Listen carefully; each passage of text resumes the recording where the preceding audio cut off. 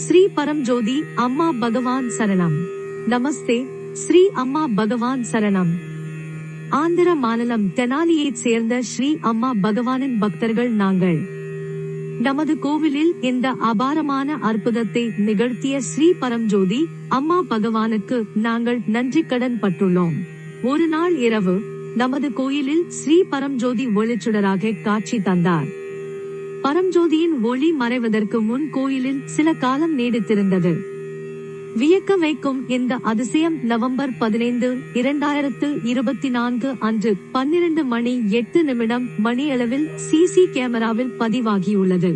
நமது கோவிலில் அளப்பரிய அருளை தந்து காட்சியளித்த ஸ்ரீ பரம்ஜோதி அம்மா பகவானுக்கு நன்றி செலுத்துகிறோம்.